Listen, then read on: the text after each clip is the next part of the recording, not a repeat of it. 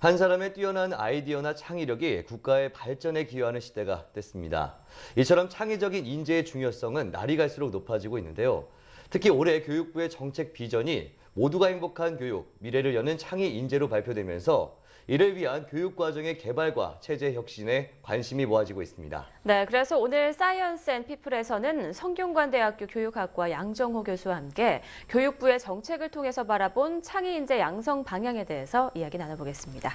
교수님 안녕하십니까? 안녕하세요. 네, 이제 학생들이 가진 꿈과 끼를 이제 교육과 접목해서 배울 수 있도록 자유학기제가 이제 시행될 계획인데요. 자유학기제가 창의 인재 양성에 어떤 영향을 주게 되는 건가요? 네, 기본적으로 이제 자유학기제라고 하는 거는 학생들이 이제 중학교 때 자신이 가지고 있는 꿈 또는 이제 평생에 가질 수 있는 직업 관련돼 있는 부분을 좀 탐색해 볼 수 있는 시기를 주는 겁니다. 네. 그래서 작년 같은 경우는 예비로 이제 시험을 하고 올해 같은 경우는 이제 중학교 5개 학교 중에 1개 학교 거의 20% 정도의 학교에서 진행을 하게 되고요.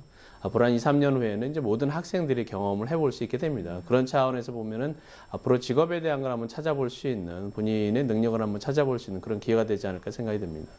네, 학생들이 최소한 인문, 사회, 그리고 과학, 이 교과를 학습할 수 있도록 문과, 이과, 통합형 교육을 한다고 또 추진하고 있다고 얘기를 들었는데 융합형 인재를 창출할 수 있다는 취지는 좋지만 일각에서는 더 많은 연구가 필요하기 때문에 장기적으로 준비해야 한다 이런 말도 있거든요. 네. 교수님은 어떻게 생각하세요? 네, 아마 여기 아나운서 분들께서도 기본적으로 인문사회를 공부하셔가지고 네. 오늘 네. 과학 관련된 용어에 대해 익숙하지 않은 측면이 있으셨을 것 같아요. 잘하시네요. 그러니까 이제 그런 측면에서 보면은 뭐 인문사회 가지고 있는 능력이 있는 사람이 과학 관련된 지식도 좀 필요한 부분이 있거든요. 네. 그러니까 융합이라는 게 이제 그런 의미에서 긍정적으로 볼 수가 있는 거고요.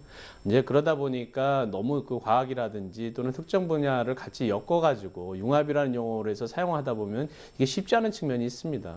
어떻게 이제 역사에 대한 지식이 강한 학생이 과학 분야에 대한 걸 집중해서 할 수 있는 부분이 없는 측면이 있거든요. 또 하나는 대학에서 이거를 관련돼서 가르칠 수 있는 교사들을 좀 양성을 해야 되는 측면이 있는데 네. 그 부분에 대한 준비 상태가 좀 미진해 보여요. 그래서 앞으로 융합이라는 거 좋기는 한데 교육 현실에서는 여러 가지가 좀 준비를 많이 해야 되지 않을까 하는 생각이 듭니다. 네.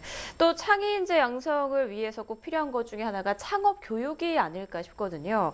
그래서 이제 교육부가 창업에 친화적인 학사제도 또 창업을 위한 강좌를 확대해 나가겠다라고 밝혔는데 어떤 효과를 좀 기대해 볼 수 있을까요? 네, 아마 여기 보시면 2000년대 초반에 저희가 벤처 신화라는 얘기를 많이 이제 들은 것처럼 네. 아이디어 하나 가지고 학생들이 자신의 의지 또는 새로운 부분에 대한 거를 추진할 수 있는 부분이 생기거든요. 그게 네. 이제 창업 또는 뭐 창조 이렇게 볼 수가 있는데 어떻게 보면 이번 같은 경우에서도 본인이 창업을 할 수 있는 기회를 대학에서 많이 줄 수 있는 그런 기회를 좀 열어준다. 그런 차원에서는 아마 창조 경제에서 중요한 역할을 하지 않을까 생각이 듭니다. 네, 정부가 학습 부진 학생의 기초 학력을 보장하고 또 이 영재를 위한 교육 프로그램의 질을 높이기 위한 어떤 그런 기준도 개발할 예정이라고 하고 있잖아요. 네네. 근데 이처럼 교육의 기회가 고르게 주어지는 것에 대해서 뭐 중요성에서도 한번 한 말씀 부탁드리겠습니다. 네.